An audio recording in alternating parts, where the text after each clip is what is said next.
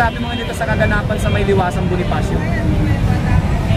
Ang masasabi ko lang dito sa kasalukuyan itong nagaganang pa dito na rally, ito ay para sa pagkakaisa ng ating bansa, para sa pagkakaisa ng mga mamamayang Pilipino tungo sa kaunlaran ng ating bansang Pilipinas na sa kasalukuyan naghihikahos at naghihirap sa pamamagitan ng kasalukuyang administrasyon na si Bongbong Marcos. Unang-una, hindi niya kayang kampanan ang mga nagaganapan sa kasalukuyan at tayo sinasadlak tayo sa gira. Hindi naman tama yung gano'n. At saka ang pag-iisip ni Bongbong Marcos, wala na sa sarili yan kasi bangag yan positive yan Positive yan, bangag, dinala pa nga sa St. Luke's. At yan nakasakay sa sapper. Totoo yan kasi unang-una sinubuan ng cocaine. Pangalawa, pinabatak ng shabu. Pangatlo, miridin. Tapos alak, sinundot. Dumugo daw yung ilong niyan Kaya dinala sa St. Luke's nung nakaraang gabi. Ngayon, dinala sa St. Luke's nung nakaraang gabi. Nandyan mismo sa social media yan. At kagabi naman daw, dinala uli sa St. Luke's. So ibig sabihin sir na ano mo to, nababalita mo mismo to? Oo, positive Positive. Yung sapper na sinakyan niya, isa lang ang sumasakay doon, presidente. Yun ang bumaba doon sa rooftop ng St. Luke's. Saan mo sir na nakuha or nabalitaan yung mga gantong mga kumbaga yung sinasabi mo ngayon dito? In-interview mismo si Amy Marcos. Nagsalita mismo si Amy Marcos na parang dumugo daw yata ang ilong ni presidente. Hindi lang natin alam kung saan dumugo, kung sa kababatak ng cocaine o shabu, di ba? Mahirap natin tumbukin siya, di ba? Pero wala nang iba yun. Hindi naman po pwedisan duguin dahil sa sipon, di ba? So doon na yun, kaya dinala siguro ng ospital, shutdown siya. Sobra ang pagkabangag. Ibig sabihin sir, kung ganun ang balita na nangyari sa kanya, delikado yung bansa natin. Delikado, tagilid. Kaya nga tayo isinusubo sa gira ngayon Ito dapat hindi pwede maghimasok ang Amerika dito sa Pilipinas Unang-una, udyok yan Udyok yan yung bansang Amerika. Udyok yan. Kaya hindi dapat manghimasok yan dahil oras na napikon ang China sa atin. Sino ang magiging kawawa? Tayong mamamayang Pilipino dito mismo sa sarili nating bansa dahil sila ano't anumang oras magliliparan na yan. Ang matitira tayo, nakahanda ba tayo? Wala. Ang kawawa tayong mga Pilipino na mahihirap na isinadlak niya sa katarantaduhan, sa kabangagan niya sa kanyang administrasyon. Kaya kinakailangan dapat umalis na siya mismo umalis na siya.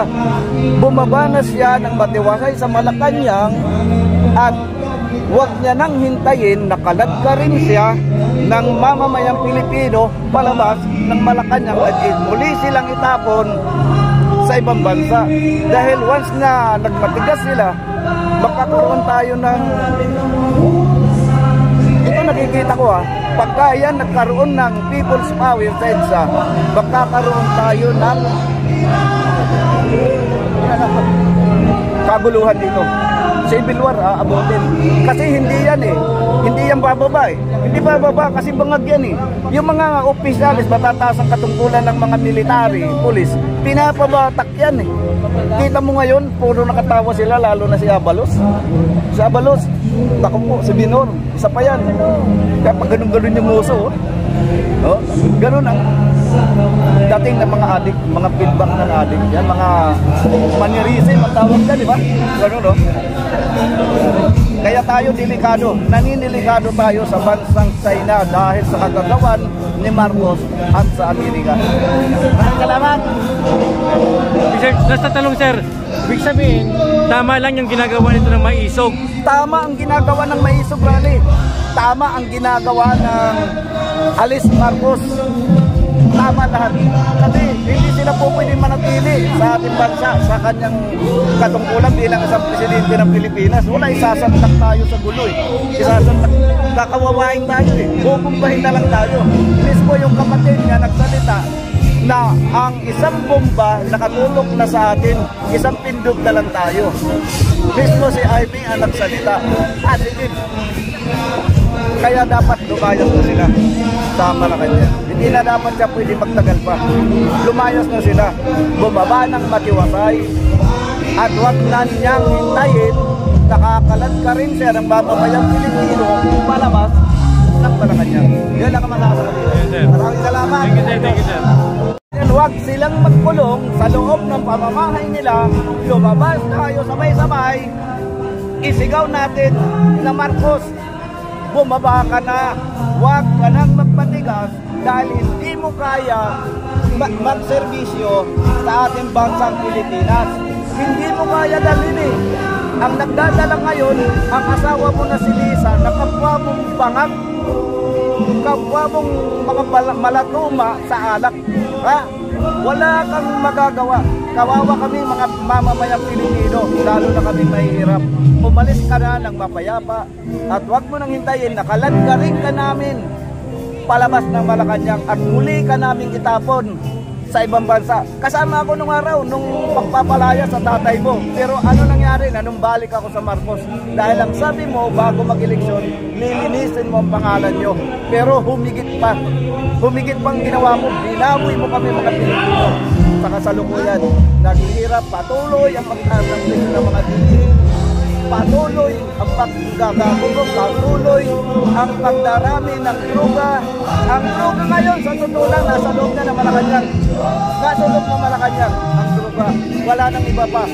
Kayo mismo ang pinuno ng sindikato ng mga drug lords dito sa Pilipinas. Kaya lumayas ka na.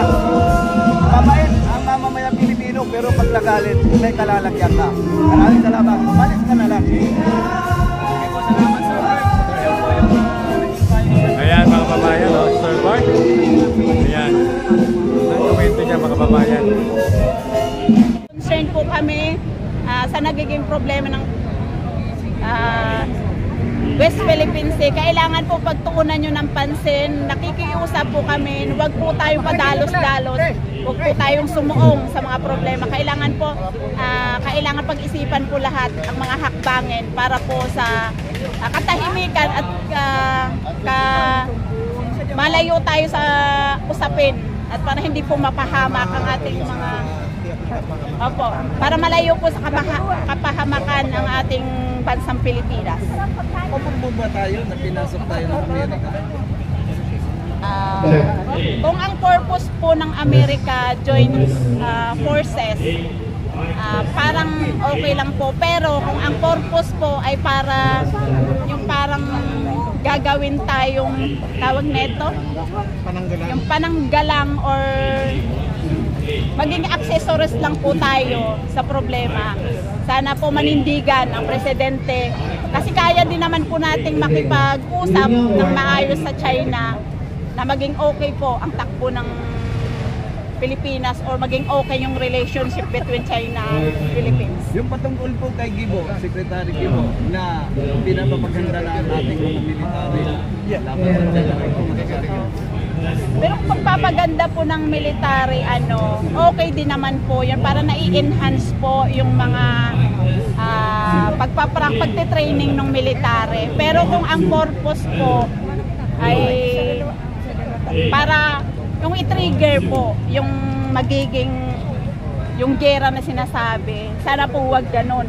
Kailangan po natin makikisali sa mga training para matrain ng maayos yung mga military natin. Hindi po pwede na isusuong sila kasi may mga pamilya din po yung mga military.